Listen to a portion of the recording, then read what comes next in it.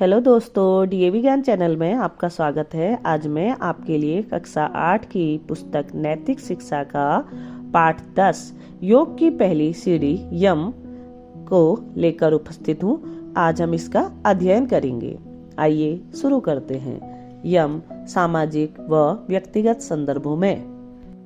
इस गतिशील संसार में जीवन मृत्यु के चक्र में घूमता हुआ मनुष्य अपना पूरा ध्यान परमात्मा में लगाने का प्रयास करता है, लेकिन चित्त तो सबसे अधिक चंचल है। वास्तव में इसकी लहरों को रोकना हवा की तीव्रता को रोकने के समान है। अतः चित्त की इन सारी शक्तियों को बिखेरने से रोकने के लिए ही महर्षि पतंजलि ने योग दर्शन में 8 अंग बताए हैं। इन्हें योग के 8 सोपान या सीढ़ियां भी कहा जाता है। ये 8 अंग हैं। आइए सबसे पहले मैं इसके बारे में बता दूं कि जो मनुष्य का यह जीवन है, यह जीवन और मृत्यु के चक्र में घूमता हुआ है।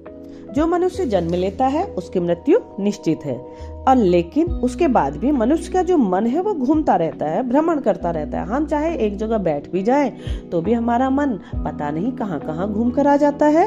इसीलिए महर्षि पतंजलि ने क्या कहा कि योग दर्शन में 8 अंग जो बताए गए हैं, इनका नियम पालन करना हर मनुष्य का कर्तव्य होना चाहिए। तो वो नियम कौन से हैं, आइए हम उन्हें देखते हैं। चलिए सेकंड पैराग्राफ में पहुंचते हैं। यम नियम, आसन, प्राणायाम, प्रत्याहार, धारणा, ध्यान और समाधि। वास्तव में इन 8 सीढ़ियों पर चढ़कर ही साधक यानी हम ईश्वर को प्राप्त कर सकते हैं। इसकी पहली सीढ़ी है यम। यम के भी 5 अंग हैं: अहिंसा, सत्य, अस्तेय, ब्रह्मचर्य और अपरिग्रह। सामाजिक और व्यक्तिगत जीवन में इन यमों का बहुत महत्व है। अतः मनुष्य को चाहिए कि वह व्यक्तिगत व सामाजिक उन्नति के लिए बड़े ध्यान से इन यमों का पालन करे। ये यम यानी जो नियम है, हमें इन्हें अपने जीवन में अनुसरण करना चाहिए, तभी हम ईश्वर को प्राप्त कर सकते हैं। ठीक है, इससे हमारे व्यक्तिगत में तो निखार आएगा ही, साथ ही समाज में सुख, शांति, ज्ञान व प्रसन्नता भी मिलेगी। एक स्वस्थ समाज का निर्माण होगा। प्रत्येक व्यक्ति अपने लक्ष्य तक पहुंचने की कोशिश में ईमानदारी, मर्यादा आदि नियमों का पालन करेगा। अहिंसा, सत्य, अस्तेय, ब्रह्मचर्य, परिग्रह, यमः यानी अहिंसा, सत्य, अस्तेय, ब्रह्मचर्य और अपरिग्रह, ये 5 यम हैं। ये साधक के जीवन को ऊंचा उठाने के लिए हिंसा, झूठ, चोरी, व्याभिचार, लूटमार आदि से दूर करते हैं।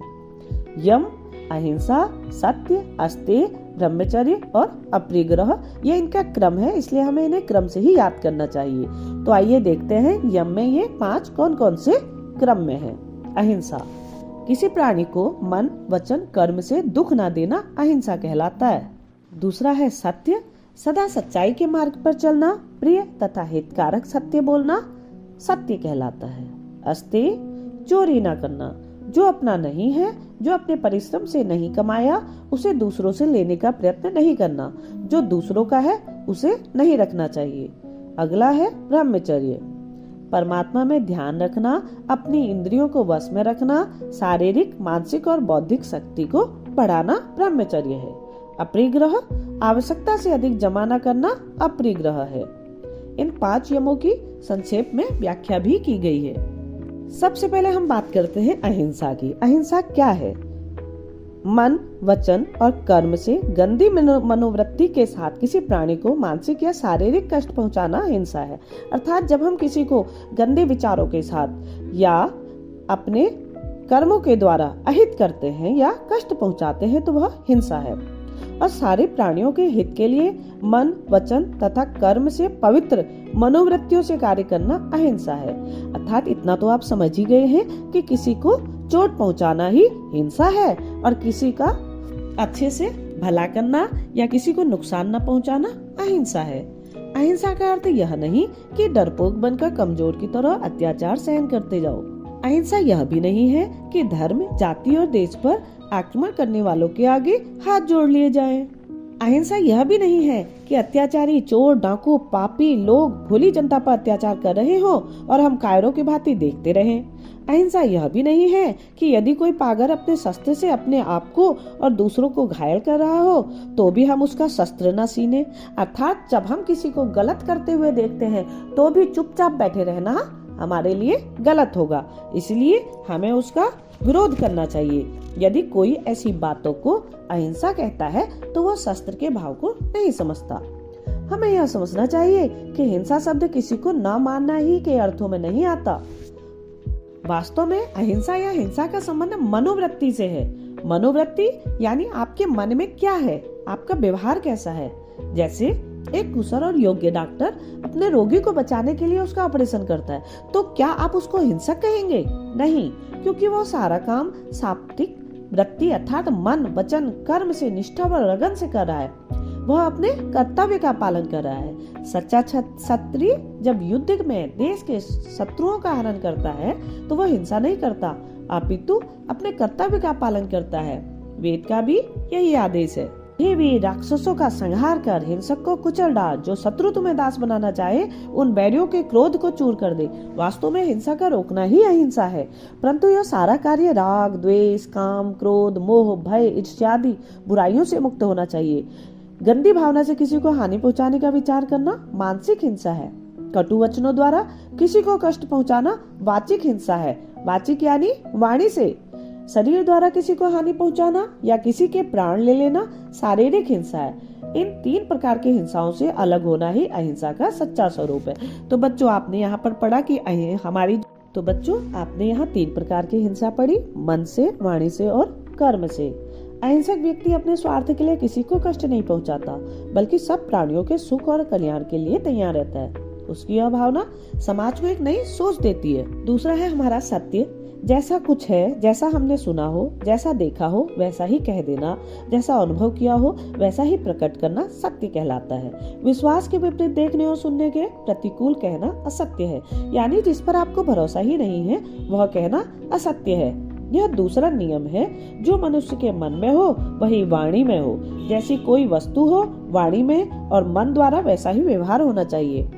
जैसा देखा या अनुभव किया हो, जैसा सुना हो वैसा ही कहना और मानना चाहिए, जिससे सब प्राणियों का उपकार हो। वह सत्य है। तात्पर्य यह है कि केवल सही बात कह देना ही सत्य नहीं है, अपितु ऐसी वाणी बोलो कि किसी के मन को दुख न पहुँचे।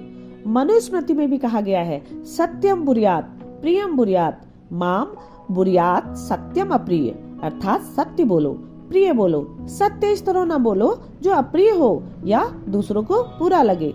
महाभारत के अनुसार तो सत्य से बढ़कर कोई धर्म नहीं है तथा झूठ से बढ़कर कोई पाप नहीं है।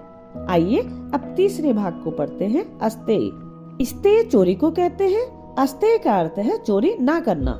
दूसरे की वस्तु को बिना उससे पूछे या बिना उसका मूल्य दिए ले लेना चोरी है, परंतु चोरी का यही एक रूप नहीं है। अन्य प्रकार की चोरियां भी संसार में प्रचलित है। घटिया माल को बढ़िया बताकर बेचना, मिलावट करना, कम तोड़ना, नापना भी चोरी है। आपने देखा होगा दुकानदार अपने माल को बहुत अच्छा कहकर बेच देता है, तो यह भी एक प्रकार की चोरी है। जो निर्धारित काम से कम काम करता है या अपने काम को लगन से नहीं करता वह भी चोर है। यह व्यक्तिगत व सामाजिक दोनों तरह से हानिकारक है।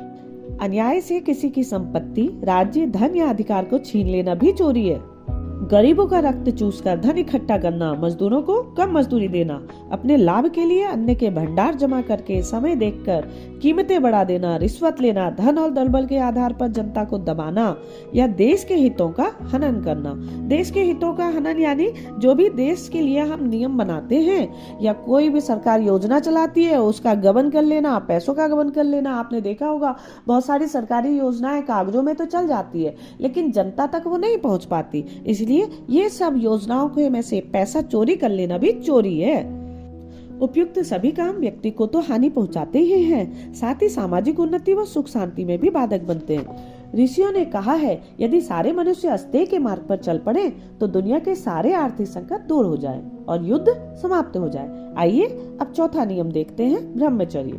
आँख, कान, नाक, जिह्वा, त्वचा, मन, बुद्धि आदि इंद्रियों पर नियंत्रण रखना ही ब्रह्मचर्य कहलाता है। ब्रह्मचर्य यानी हमें अपनी इंद्रियों को अपने वश में करना चाहिए।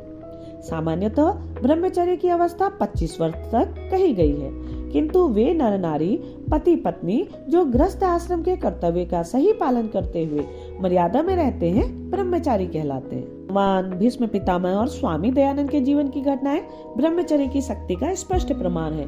क्या आप लोग को भी हनुमान या भीष्म पितामह की कोई कहानी याद है? वास्तव में ब्रह्मचर्य का पालन करने वाला व्यक्ति अपनी शारीरिक, मानसिक और आत्मिक शक्ति से प्रभु को पाने में समर्थ होता है।